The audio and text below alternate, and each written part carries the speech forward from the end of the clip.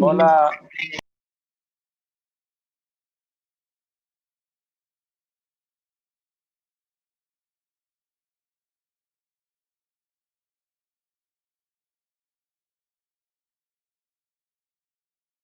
Hola Beatriz. Eso es lo que están mostrando. Sí. Poco cosa tocas acá y lo ves a él. Tocas acá y Yolanda. Bueno, chicas, vamos a empezar. Bueno, saludamos a todos. Román, Beatriz, Buenas tardes. Olivero. Buenas tardes. Hola, Kenny. Hola, Elena, Kenny, Pablo, Gaby, Inés. Hola. No conectaba. No conectaba. A las 7 abrimos. Sí, pero no Lo que pasa conectaba. es que hoy nos demoramos un poquito, sí. Bueno. Bien. Bueno, no se puede. Gracias, eso no se puede hacer. Yo a ya no sé. todos. Hola, Kenny, hola. ¿Cómo andas? ¿Cómo te va? Bien. Hola, soy Yoli. Hola. Bueno, Anita, empezá. Hola, Yoli. Hola, Alicia. ¿Qué ¿Cómo tal? andan? ¿Qué dicen? Hola. La Qué lindo nieta, ¿no? Una nieta divina. Que se llama Ah, María Catalina. Qué hermoso. Qué Bueno, lindo, gente, Alice. Qué lindo. Buenas tardes a todos. Bueno, Les pido, por Hola, favor, buenas tardes. vamos a cerrar los micrófonos. Muy bien. Menos vos, Ana María. Ah, bueno. Yo tengo la pantalla, Sí. bueno, bien. Quédate ahí vos, Ana María, ¿Me no quedo? toques nada. Bueno, muy bien. Bueno. Bueno, buenas tardes a todos. Me están escuchando ahora, ¿no? Sí, perfecto. Bueno, bienvenidos. Aguardá, Ana María.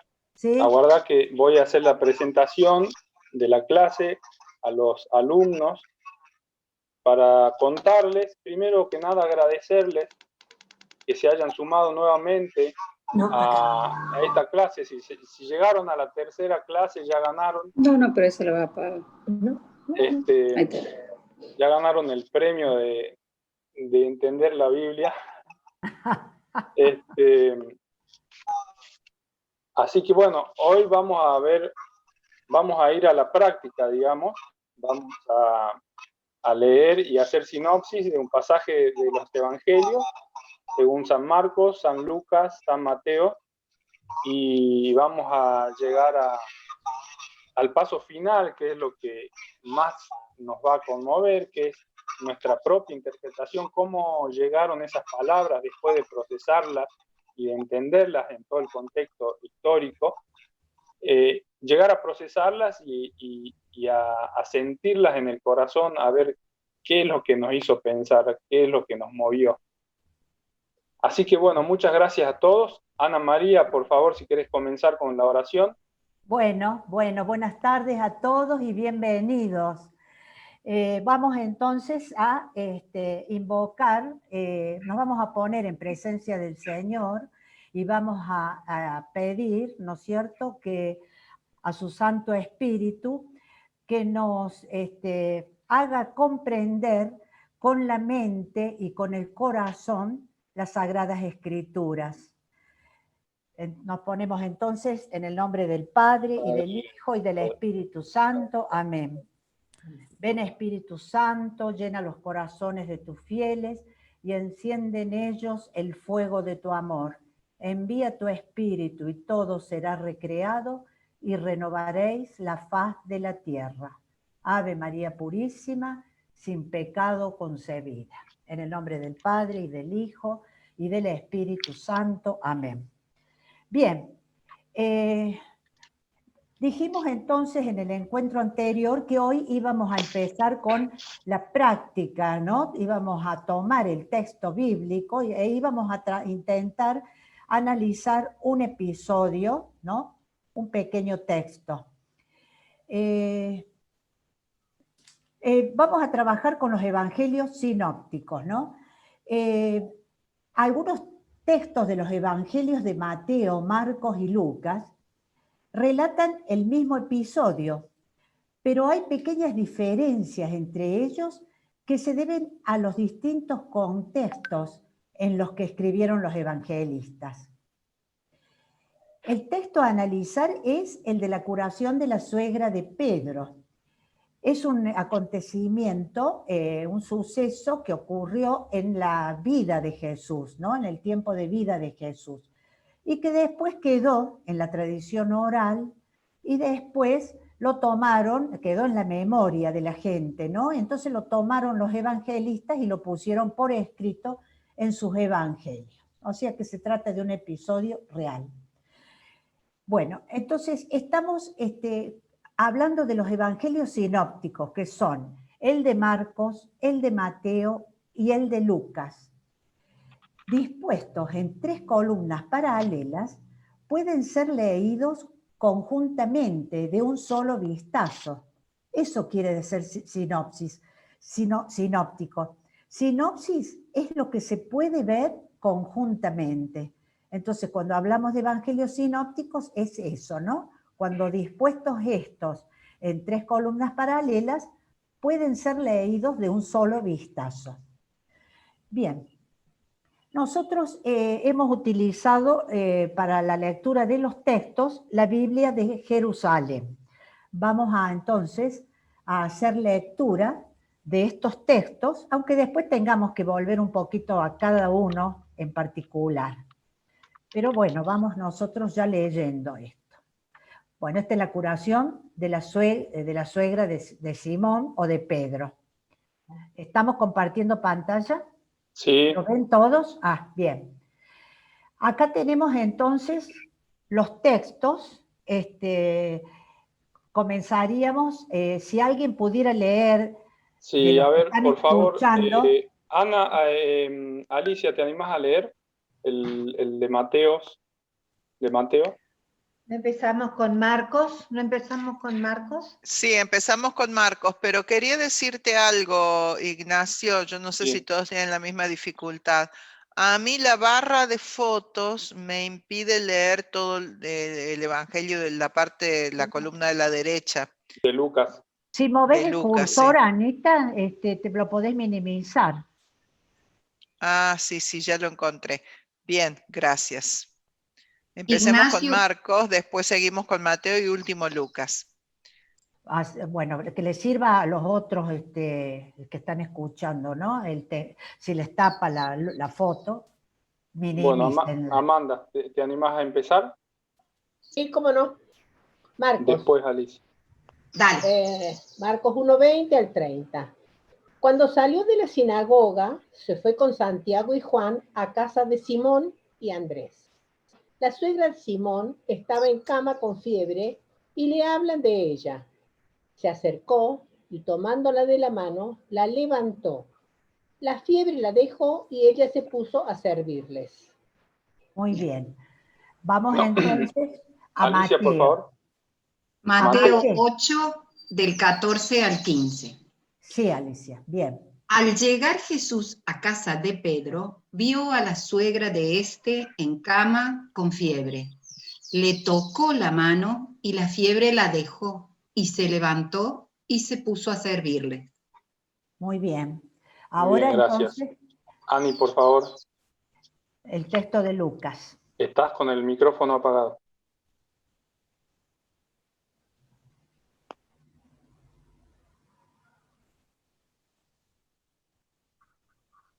Ahora sí. Ahí está. Ahora gracias. Sí.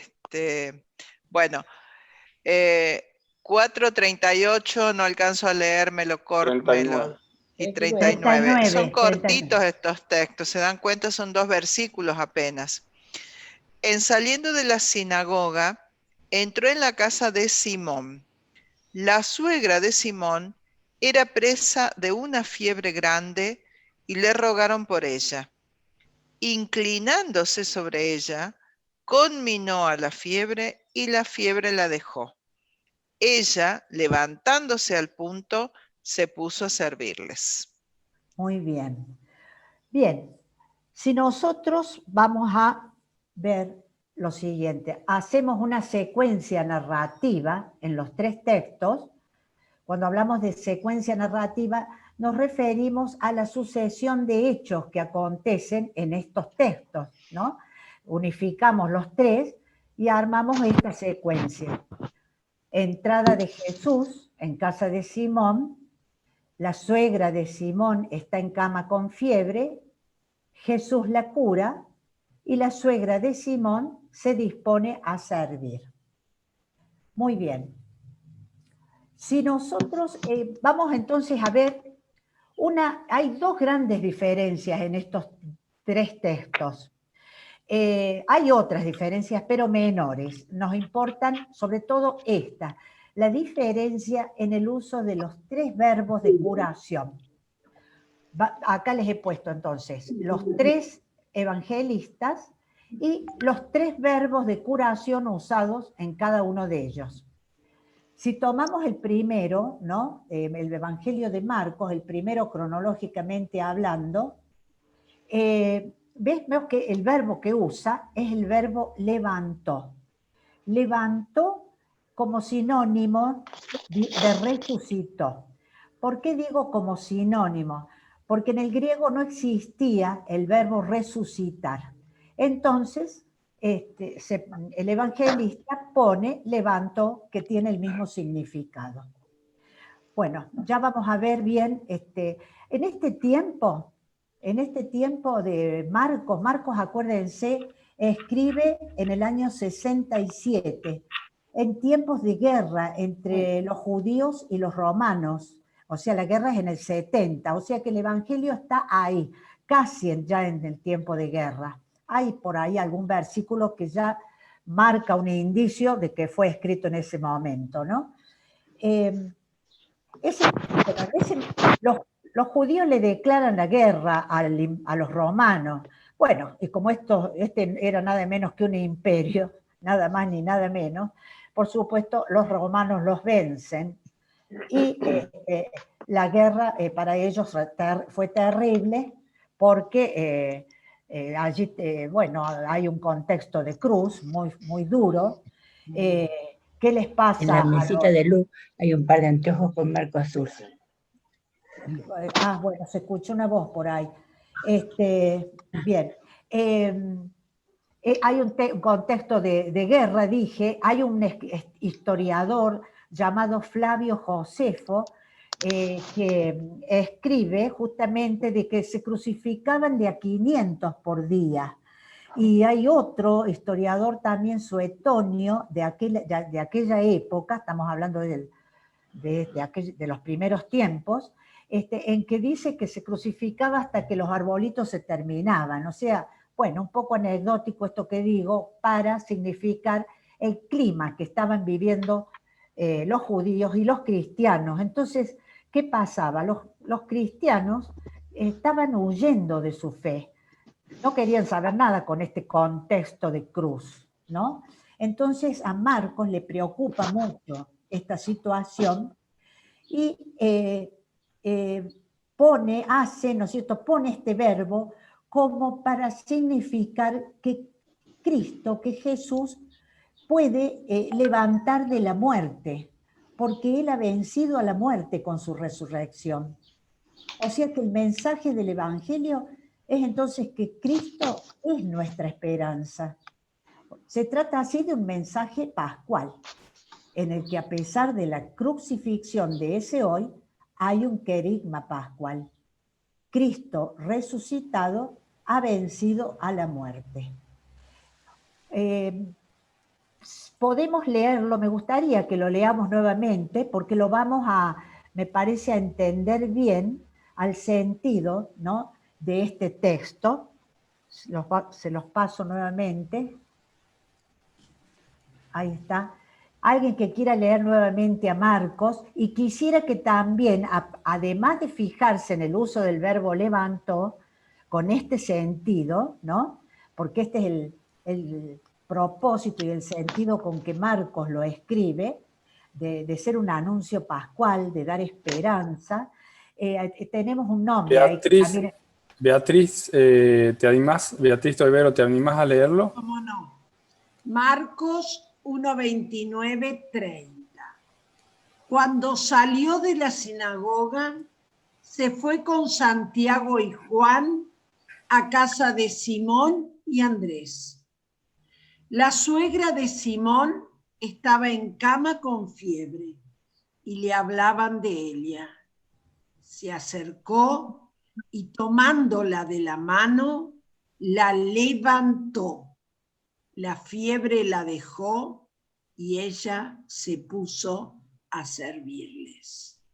Bien, muy bien. Creo entonces que es útil volverlo haber vuelto a leer el texto, porque podemos ahora entender esa secuencia narrativa que mencionábamos antes y también ver el uso que hace el evangelista de este verbo levantó como querigma pascual, ¿no es cierto?, como mensaje de esperanza, como que Jesús es nuestra esperanza, no es ese Jesús de la cruz, sino que es un Jesús, un Cristo resucitado, que ha resucitado.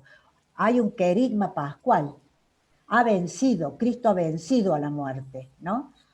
Bien, hay otros textos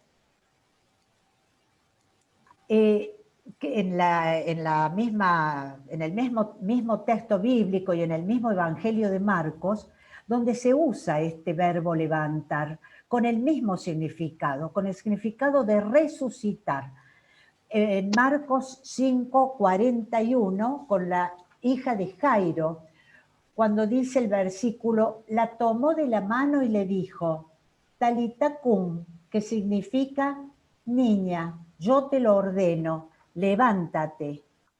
Lo mismo en Marcos, en el capítulo 9, versículo 27, en el episodio del joven medio muerto, ese joven epiléptico que queda tendido en el suelo, ¿no? Y cuando entonces dice, Jesús, tomándolo de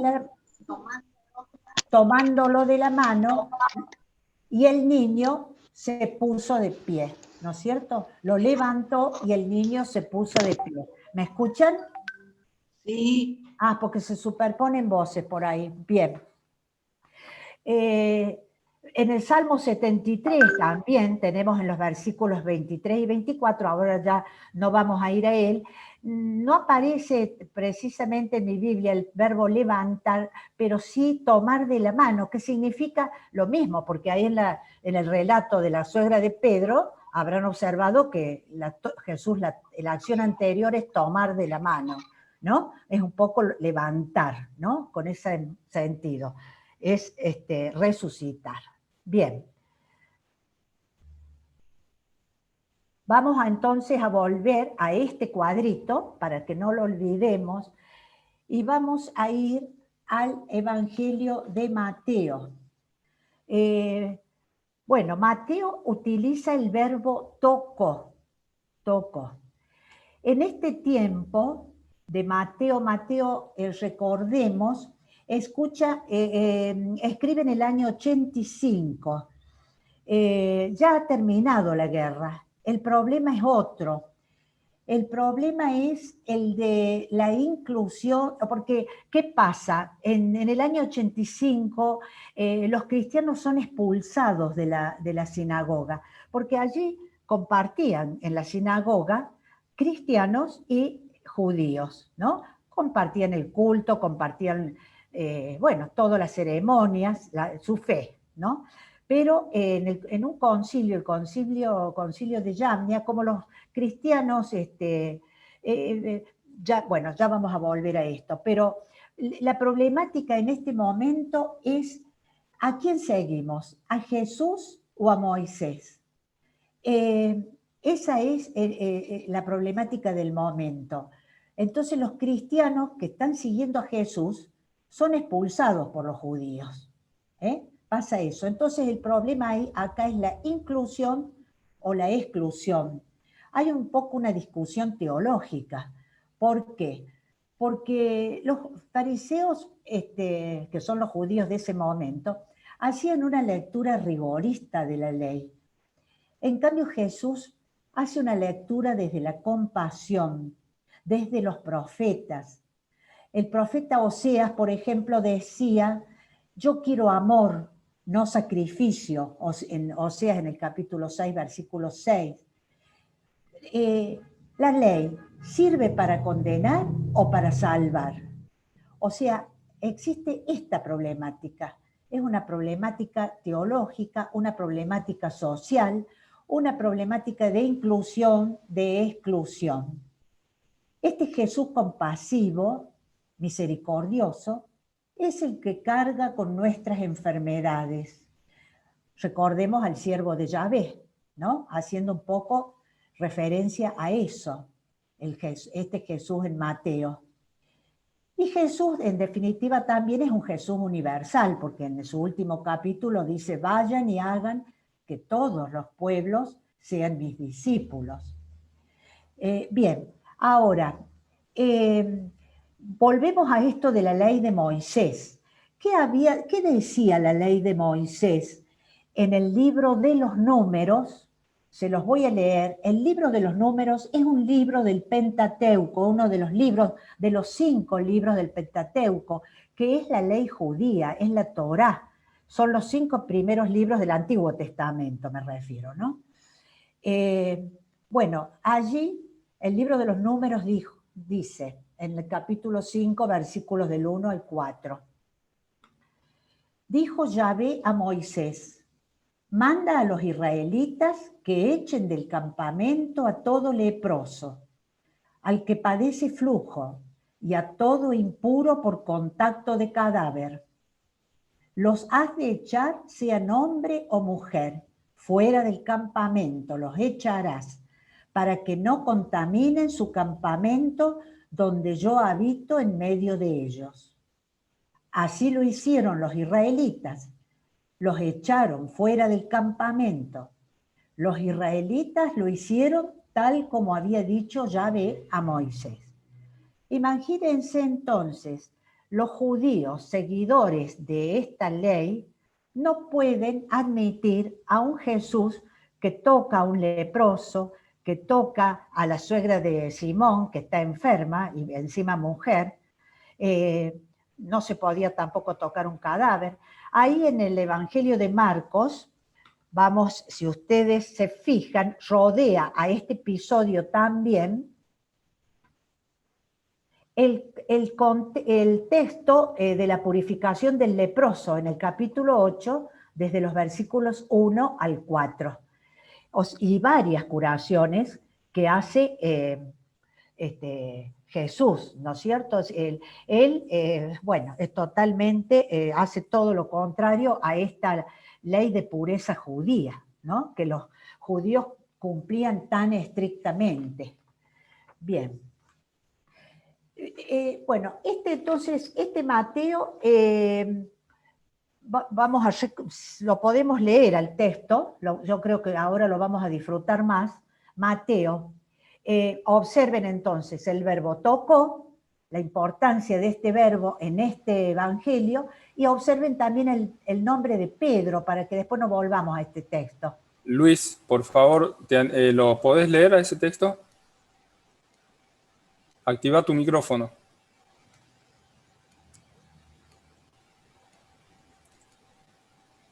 Activa el micrófono, Luis. Ahora, ahí está.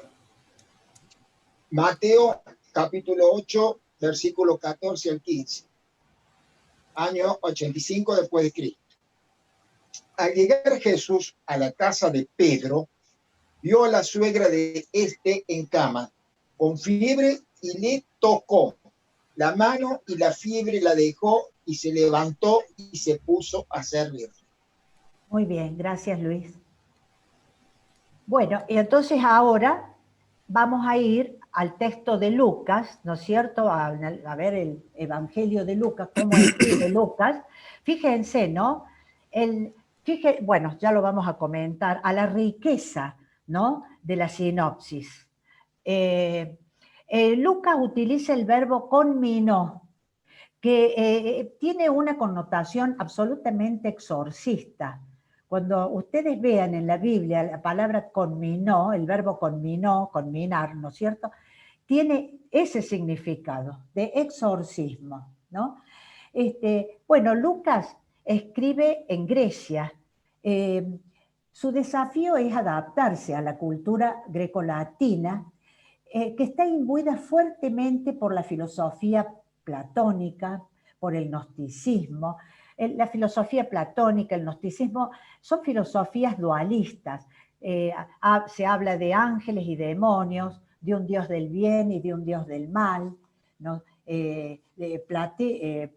Las ideas platónicas, el alma encarcelada en la materia, ¿no? O sea, dualismo puro. Bueno, en esta cultura, entonces, decimos, ¿no es cierto?, que Lucas convierte este relato de la suegra de Simón en un relato de exorcismo, porque todo viene del demonio, hasta las enfermedades, ¿no? Todo viene del demonio.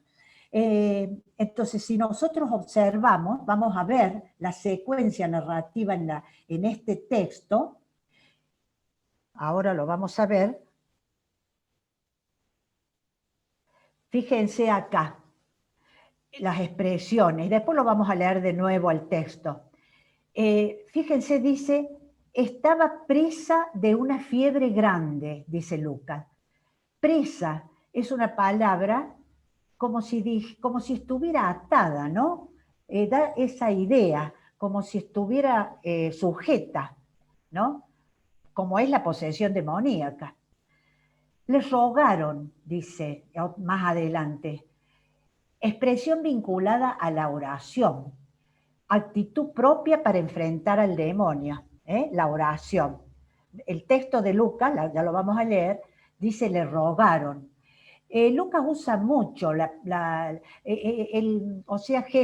Jesús en el Evangelio de Lucas siempre está orando, ya sea en situaciones difíciles, como esta, cuando se trata de un exorcismo, o cuando tiene que está en momentos, en situaciones de decisiones, etcétera, ¿no? Bien, vamos al tercer punto, inclinándose sobre ella. Jesús está en una posición dominante y poderosa sobre la mujer. De esta manera se expulsa al demonio. O sea, es esta una clara descripción de un exorcismo. O sea, fíjense, posición dominante y poderosa. O sea, presenta a un Jesús con fuerza, con la fuerza capaz de expulsar al demonio. Y así también lo presenta otros textos en la Biblia. Si nosotros vamos, por ejemplo, a Hechos, al libro de Hechos, al capítulo 10, versículo 38, cuando Pedro hace su discurso, dice que es Jesús a quien Dios ungió con Espíritu Santo y poder. Cuando habla de Jesús, de la historia de Jesús, de toda la acción de Jesús en Galilea, ¿no? Él hace como una memoria de la historia de Jesús, el discurso de Pedro en el libro de Hechos. Bueno, allí, cuando se refiere a Jesús, dice esto, ¿no? Jesús, a quien Dios ungió con Espíritu Santo y poder. O sea, es un Dios poderoso, ¿no? Un Jesús poderoso. Él pasó haciendo el bien y curando a los oprimidos por el poder del demonio, porque Dios estaba con él. O sea, hay una oposición entre el poder de Jesús y el del demonio, del diablo, ¿no? Bien, o sea que se puede considerar la curación de la suegra de Simón como una ilustración de este pasaje de los Hechos. Y vamos, yo diría, a volver entonces al texto de Lucas para que lo apreciemos por todo lo que hemos dicho, alguien que lo quiera leer nuevamente, y observen también el nombre de Simón, ¿no? Que también está destacado, para ya no volver al texto. ¿Alguien que quiera leer el texto? Yo, María Elena. Bueno, dale. Lucas 4, 38 al 39. En saliendo de la sinagoga, entró en la casa de Simón. La suegra de Simón era presa de una fiebre grande y le rogaron por ella. Inclinándose sobre ella, conminó a la fiebre y la fiebre la dejó. Ella, levantándose al punto, se puso a servirles. Muy bien, Muy bien, gracias María Elena. Vamos entonces a volver.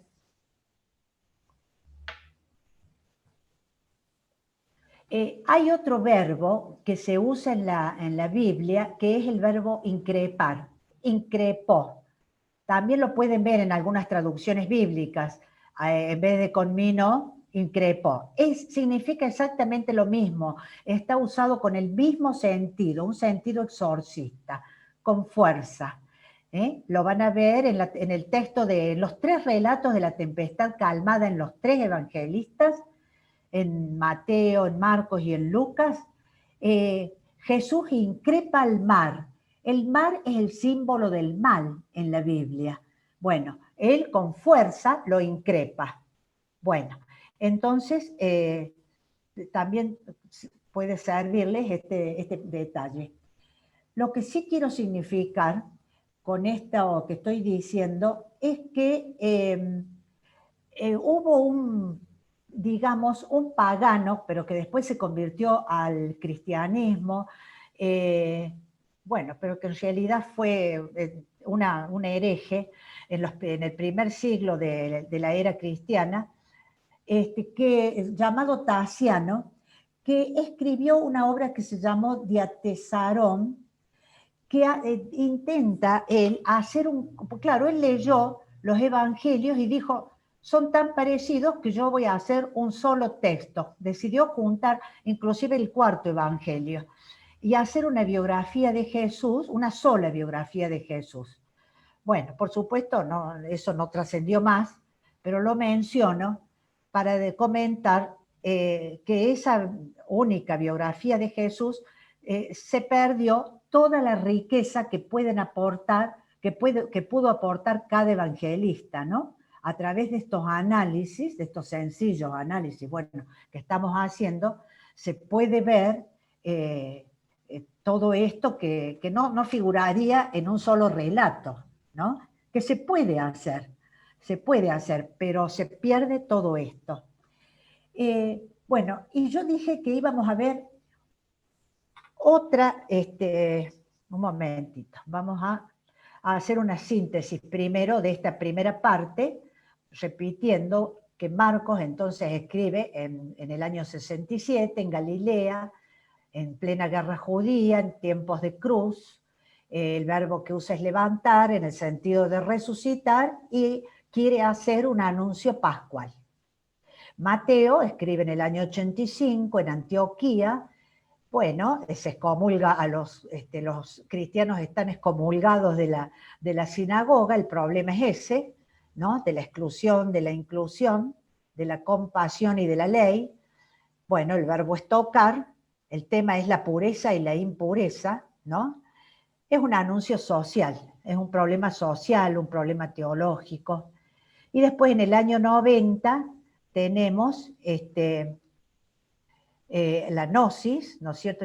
Hay diablos por todas partes. Se usa el verbo conminar, en un sentido exorcista. Bueno, y este es un relato de exorcismo. Bien, bueno, Lucas escribe en Grecia. Vamos entonces a otra pequeña síntesis o conclusión. Para Marcos, o sea, Marcos, Mateo y Lucas tratan el mismo episodio, pero cada uno le imprime sus propias perspectivas teológicas. Para Marcos, Jesús es el que resucita. Para Mateo, el que carga con nuestras enfermedades, el compasivo, ¿no? Primero era el que nos podía poner de pie, ¿no? Este es el Jesús compasivo. Lo repito porque esto nos puede ir llevando a conclusiones. Y Lucas es el que exorciza las fuerzas del mal, el Jesús que presenta Lucas, ¿no? El Jesús que nos libera de lo que nos esclaviza. Bien. Corresponde entonces al que es curado entrar en la comunidad para servir a los hermanos como si fueran el mismo Jesús. Esto también es importante tenerlo en cuenta como parte del relato, porque una vez que la suegra de Pedro es curada, es sanada, se pone a servir. Esto es lo propio del discípulo, ¿no? Seguir y servir son los dos verbos claves del discipulado en los evangelistas. Bien.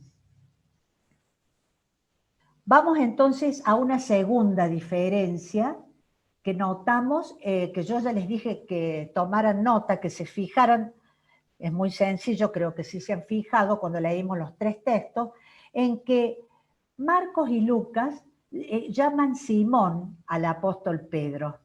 En cambio, Mateo lo llama Pedro. ¿Por qué? Porque Pedro, ¿no es cierto? Digamos que el Evangelio de Mateo es el Evangelio de Pedro. Él lo dice en el capítulo 16. Dice, tú eres Pedro, y sobre esta piedra edificaré mi iglesia. O sea, Pedro es el símbolo eclesial, ¿no? Es el príncipe de la iglesia, es el representante de los 12. O sea, en todo el Evangelio de Mateo se resalta la figura de Pedro. Mateo, bueno, vamos a ver entonces que acá se ve también, hay un desplazamiento de la sinagoga, ¿no? De la sinagoga se pasa a la casa de Pedro, o sea, a la iglesia doméstica. Viéndolo un poco simbólicamente a todo esto, hay como un desplazamiento espacial, ¿no? En la manera en el modo de presentar los evangelios, ¿no? Hay un paso. Los judíos, ¿no es cierto?, se quedaron en la sinagoga. Los cristianos van de la sinagoga a la casa de Pedro, a la iglesia doméstica. Bien. Acá, bueno, me pareció como un poco para ilustrar el tema, ¿dónde sucede el hecho de la suegra de Pedro? Acá en Cafarnaún. En Palestina hay 3 provincias, Galilea, Samaria y Judea. En Judea está Jerusalén, el templo, ¿no? Todo lo demás por el territorio, en todo el territorio estaban las sinagogas dispersas, ¿no? Por todo el territorio. Había un único templo, el templo de Jerusalén, a donde iban los judíos una vez al año. Bueno, este hecho ocurre acá en Cafarnaún, cerquita del mar de Galilea. Acá tenemos, ¿no? La sinagoga es una distancia corta hasta la casa de Pedro. Atrás está el mar de Galilea, todo esto en Cafarnaún, ¿no? Acá, esta es un resto octogonal de la casa de Pedro. Y esta es una capilla que se ha construido en ese lugar. Allí tienen, ¿no es cierto? Bien. Bueno, ahora podemos concluir un poco todo este tema, porque nosotros, ¿qué hemos hecho? Muy sencillamente, por supuesto, muy primariamente. Estamos hablando de qué métodos se utilizan en el estudio de la Biblia, ¿no? Y se intenta, nosotros lo que hemos intentado hacer es una exégesis, ¿no? Una exégesis. Bueno, es el trabajo arduo, esto es en base al arduo trabajo que hacen los exégetas. Hay exégetas que se pasan la vida entera traduciendo textos del hebreo, textos del griego, para poder tener traducciones exactas y apuntar al verdadero sentido de los textos, ¿no? Bien, o sea que lo que hemos pretendido hacer es un estudio. La palabra exégesis es una palabra de origen griego que significa explicación. Para explicar el texto que analiza, se vale de muchos estudios. O sea, la exégesis utiliza las ciencias para poder analizar estos textos bíblicos. O sea, es de estudio puro, la exégesis. En cambio, la hermenéutica, quiero agregar algunas cositas de exégesis que me parecen también, ¿no? Por ejemplo, ¿qué hace? Se vale de estudios, les dije, ¿no es cierto? De idiomas, de hallazgos, de lecturas, de comparaciones, de textos antiguos, de datos de la historia. O sea que la exégesis quiere ser una ayuda para meterse profundamente en el origen, el significado y el mensaje de los textos. Bien, o sea, viene a ser, como dije recién, la exégesis viene a ser un estudio. Podríamos, entre comillas, decir que es el aspecto profano de la lectura bíblica, ¿no? Bueno, que entiéndase bien esto de profano, porque es puro estudio. Perdón, Ana María, ¿puedo decir una cosita ahí? Sí, cómo no. Claro, o sea que el texto de la Biblia es un texto antiguo y la exégesis, o sea que lo que estás explicando vos, se usa para estudiar este texto antiguo como otros textos que no tienen el valor que tiene para nosotros los cristianos la Biblia. Entonces, por eso le decías vos profano, ¿no es cierto? Claro, en eso, bueno, claro, exactamente. Perdón, quise decir eso para... No, perfecto, porque trabaja, así como con la Biblia, trabaja con cualquier texto antiguo, eso querés decir vos, María Elena, ¿no? Que trabaja con cualquier texto antiguo. En cambio, la hermenéutica, ¿no? Es más que explicación, porque, ¿qué pasa? La Biblia debe ser interpretada teológicamente por ser escritura sagrada de los cristianos. Y para ello se necesitan más pasos que los del método exegético, ¿no? Y observen la palabra interpretada teológicamente, ¿no? O sea, cuando se ha constatado mediante todos los otros métodos lo que dice ahí en el texto, todavía falta comprenderlo también para nosotros hoy. O sea, la hermenéutica es más que explicación, es interpretación de los textos. La hermenéutica enfoca el texto desde nosotros y para nosotros. O sea que sería un poco traerlo al hoy, ¿no? A la hermenéutica. Y agrega el estudioso del cual sacamos este estudio, dice, para no quedarnos en un museo con un montón de restos arqueológicos, sin que esos hallazgos produzcan un mensaje para nosotros hoy.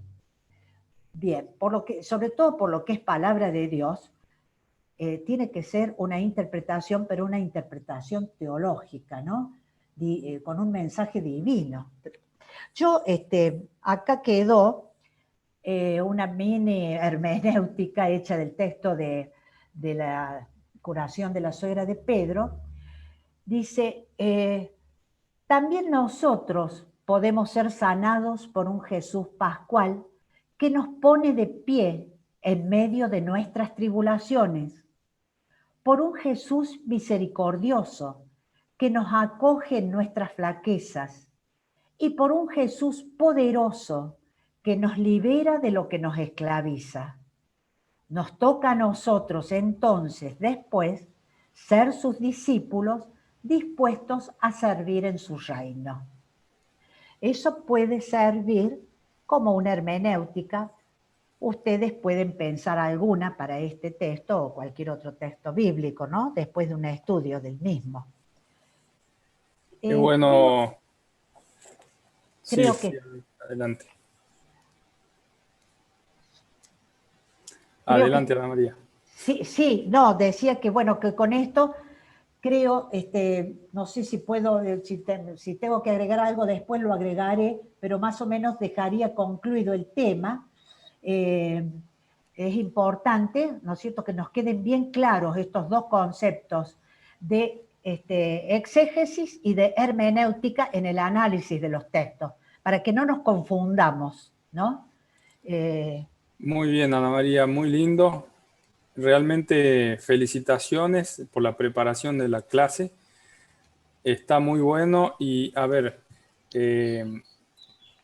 yo quiero expresar mi agradecimiento en forma personal a las chicas que en estas 3 clases, no solamente que prepararon una clase virtual, que no es lo mismo que una clase presencial, que es a lo que ellas están acostumbradas, sino que animarse a la tecnología y además desarrollar una exposición gráfica, como son los PowerPoint que vemos en las clases. O sea, yo creo que como mínimo se merecen un aplauso las chicas con todo el esfuerzo y el aprendizaje que han hecho. Queda una, Ignacio, queda una encuentro. Sí, bueno, pero les agradezco en este momento porque realmente hemos hecho como un gran avance en adaptarnos a esta virtualidad, ¿no? Y principalmente ¿Me permitís, ustedes. Ignacio? Sí, Beatriz. Quiero decir que ha habido un crecimiento, bueno, impecables las chicas por su claridad conceptual y por su lenguaje claro, pero también ha habido un avance muy significativo de lo tecnológico, que ha sido un facilitador muy importante en esto. Así que yo la felicito, fue hermoso. Gracias, Beatriz. Gracias, muchas gracias. Volviendo a lo que es esta clase puntualmente, bueno, ustedes habrán visto el camino que hemos recorrido desde las 2 primeras clases con un marco teórico que nos fue dando herramientas para llegar hasta esta instancia en la cual vemos el método puro, el método de análisis, ¿no? Una vez teniendo herramientas ya podemos utilizar un método con esas herramientas que son la exégesis, que es qué dice realmente el texto, y después la hermenéutica, que es lo que nos está diciendo a nosotros personalmente el texto. Y esta es la riqueza de este método y por lo cual hemos desarrollado, me subí al vuelo yo también, por el cual las chicas desarrollaron estas exposiciones, estas clases, para llegar finalmente a decir, bueno, ¿cuál es hacerla nuestra la palabra de Dios con este último paso que es la hermenéutica, ¿sí? Porque primero procesamos un montón de información desde el lado de la exégesis y después toda esa información nos cae diferente a cada uno y es ahí donde viene la hermenéutica, que es algo personal, que si bien podemos apreciar la hermenéutica de otra persona, como en el caso de esta hermenéutica que hizo Ana María, que estamos viendo en pantalla. Ignacio. Sí.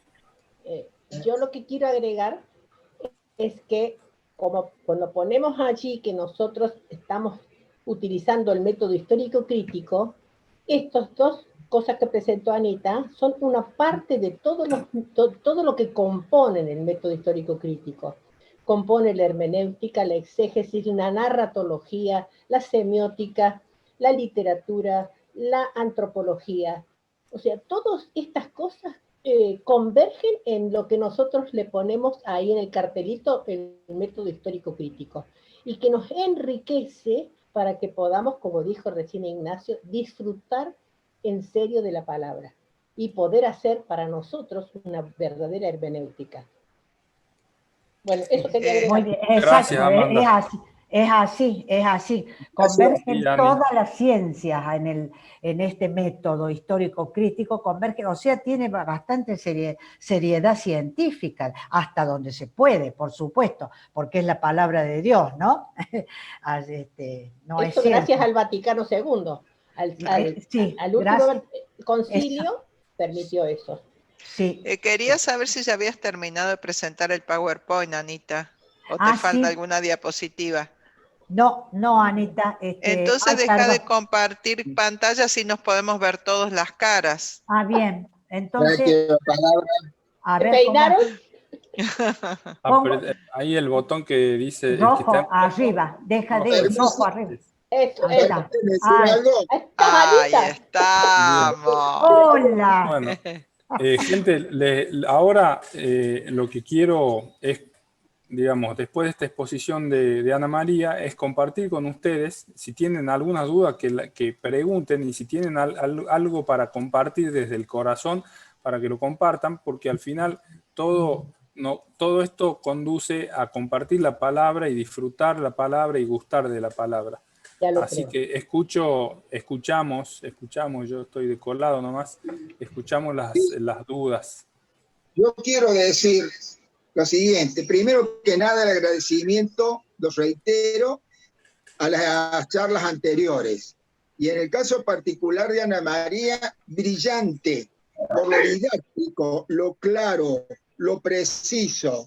Y con el último cuadro cerró todo, síntesis de síntesis. Felicitaciones a todos, a todas, y muchísimas gracias, para seguir creciendo y que Dios las bendiga a todas. Y Gracias, Luis.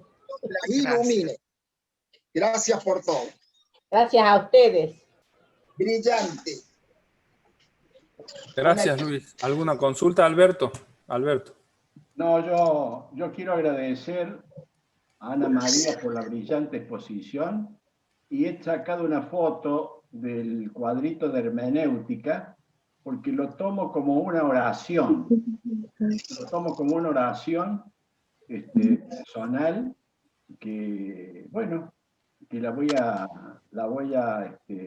ratificar y la voy a tener conmigo, porque la tomo así, como una oración. Muchas gracias. Gracias, Alberto. Igual les aviso que en un rato voy a subir al grupo la información, ¿no? El PowerPoint y un apuntecito. Así que bueno, también van a tener la imagen, Alberto, si vos querés tener todo, digamos. Bueno, gracias. He visto muchas caras mientras estaban explicando la exégesis y la hermenéutica, muchas caras y cabezas asintiendo y cara de felices con lo que estaban escuchando, que me encantó. Sí, Horacio. Sí, yo quiero decir algo. Yo el año pasado pude presenciar las clases que daban en el Espíritu Santo. Y a través de este método les puedo decir que no tiene nada que envidiarle a las clases del año pasado. ¡Ay, gracias a Dios! La verdad que lo han manifestado de la misma manera, muy claro, muy precisa, así que les felicito a todos ustedes y les agradezco la forma que nos hacen ver la Biblia y cada vez nos desburran mucho más. Así que no tengo otras palabras que agradecer. Gracias. Bueno, gracias, Horacio.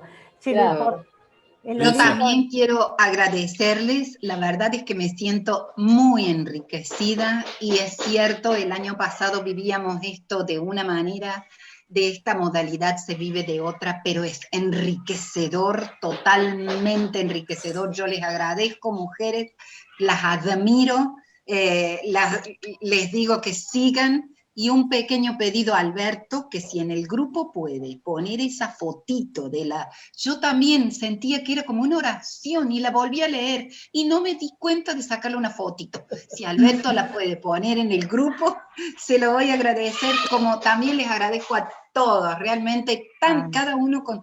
Chicas, felicitaciones. Bueno, gracias, Ale, gracias. Gracias a ustedes, gracias a ustedes. Es Dios que va obrando, es Dios que va obrando, increíble. Con todo gusto, Alicia, lo voy a hacer y lo voy a enviar como una foto al grupo para que cada uno lo pueda imprimir, lo pueda... Sí, con todo gusto. Sí, total. Chicos, los dejo porque están los nietos. Bueno, felicitaciones, Alicia. Gracias, chao. Me encantó lo de hoy. Me encantó. Bueno, me alegro. También tenemos que agradecer a Ignacio, que si no hubiera estado él... No, ni hablar. Ni hablar. ¿Ha el estrellato? No, gracias a todos. Es la estrella. Chao, Alicia. Ignacio es el ángel de la guarda nuestro.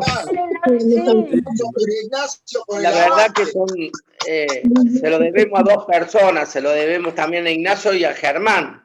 Tienes razón, mi vida. Germán, sí. En esta posibilidad que nos han llenado el corazón a todos. Un aplauso. Totalmente. Como decía, Chao, tuvimos unas reuniones con las chicas mientras desarrollaban estos temas para ver cómo lo iban a presentar y qué sé yo. Entonces, cuando Ana María ya nos mostró el PowerPoint, nos mostró cómo estaba desarrollado, y finalmente el broche de oro, la frutilla y la torta, como quieran llamarle, era esta hermenéutica. Y le decía a las chicas, ahora van a entender lo que es que les explote el corazón al final cuando hacen suya la palabra. Y evidentemente Alicia lo sintió de la misma manera, me pareció. Obvio. Vos sabés que sí. Es que la palabra se va haciendo carne en uno. Es así, es así. La historia del pueblo de Dios que presenta la Biblia es nuestra propia historia.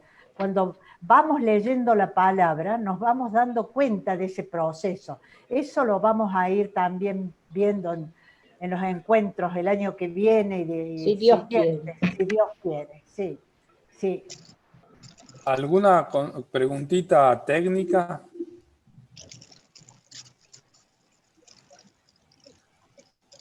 ¿Algún comentario que quieran hacer? A ver, a lo mejor alguna propia hermenéutica también, ¿no?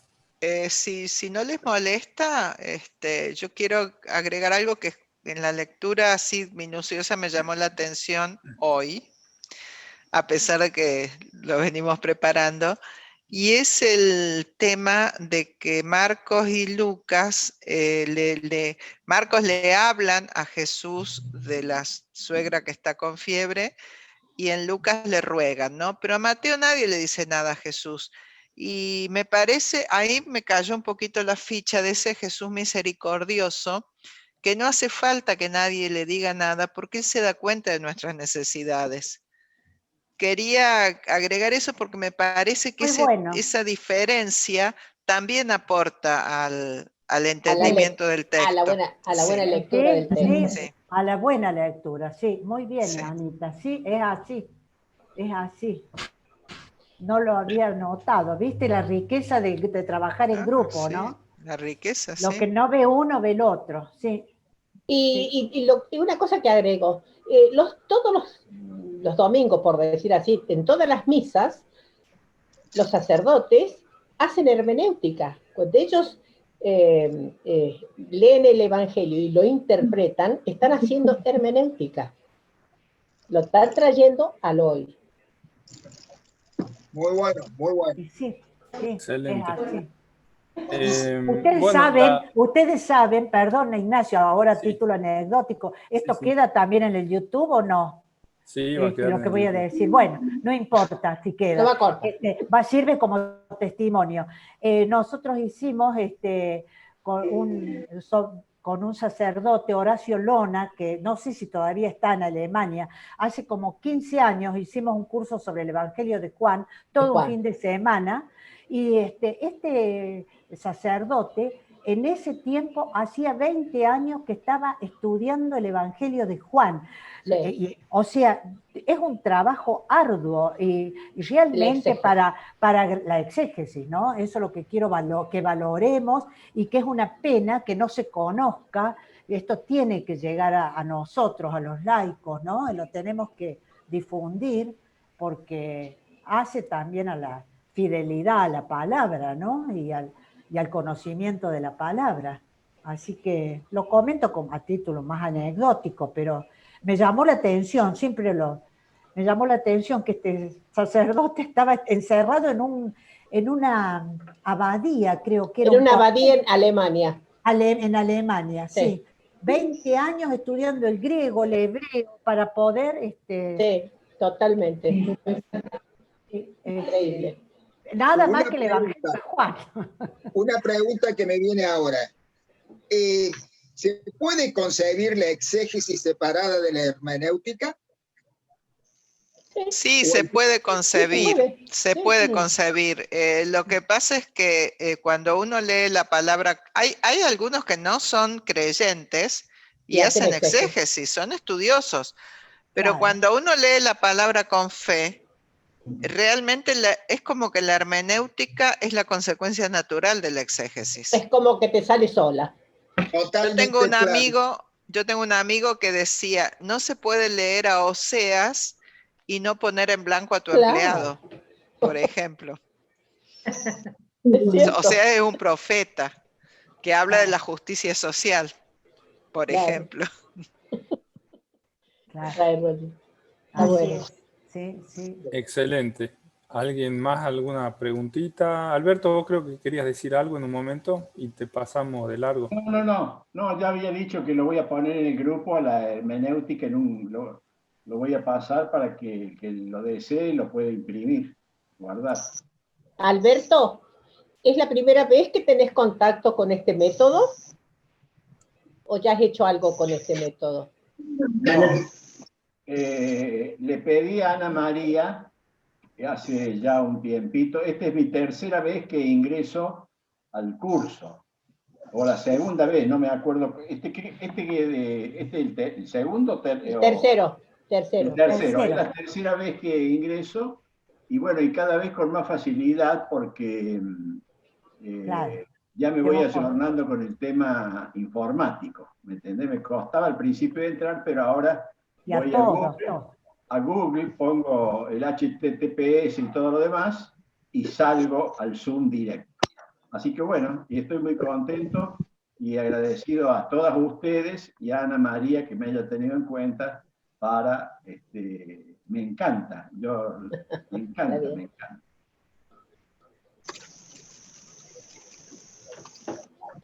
¿Qué comentario, Eli? ¿Qué comentario? ¿Tenés algo para decir? Pues te veo muy contenta.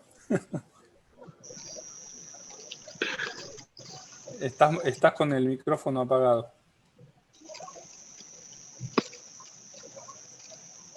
Bien, che. Está... No se lo puede abrir. Ahí está. Listo, sí. No quería decir nada, la verdad que sí, por supuesto, estoy felicísima de todo lo que estoy aprendiendo, es increíble, muy feliz, muy agradecida. Nos alegra que hayas sumado al Zoom también. Sí, me cuesta más el Zoom, por eso siempre prefiero verlo por YouTube, eso no quiere decir que no lo vuelva a ver, porque lo vuelvo a ver varias veces, así me va quedando. Bueno, gracias, Eli. Román, gracias a ustedes. También te veo Muchas ahí. Gracias a ustedes. Yo haría una sugerencia de esto que dice ella, que lo vuelve a ver, y posiblemente ahí le surjan algunas preguntas nuevas, ¿no? O sea, cuando uno lo ve de nuevo y lo puede así como, digamos, interiorizar, ahí pueden surgir preguntas, o sea que para la próxima vez quizás pudiéramos dar un espacio para aquellas preguntas que puedan haber quedado cuando la vimos por segunda o tercera vez. Sí, yo lo que les había dicho, María Elena, que pueden poner, porque tenemos 15 días, pueden poner las preguntas en el grupo y las vamos contestando también. Otra forma. Claro. Exacto. Ese era uno de los objetivos del grupo, ¿no? El que tenga dudas también que las vaya consultando por el grupo a medida que le surjan. O comentarios. Claro. Claro, comentarios también. Sí. Bueno, chicas y gente en general, agradezco nuevamente a Amanda, a Ani, a Ana María, a María Elena, a Germán, que fueron todos los engranajes de esta máquina que hizo posible hacer estas clases, y a todos los que participaron, Luis, Beatriz, Yoli, María José Ortega, Horacio Ferrari, Leticia, Román, Trinidad, Eli, María Fernanda, Yoli, Mirta, un montón. Isabel Piatti, Mirta Castro, Cristina, bueno, un montón. Espero que estén todos igual de contentos que yo con lo que hemos escuchado hoy y que lo hayan disfrutado de la misma manera que lo disfruté yo, porque si fue así realmente es un montón. Y acuérdense que es a las 7 y no a las 5. Mi amiguita Isabel. Es para no tener frustraciones. Desesperada hablaba. Pásenme.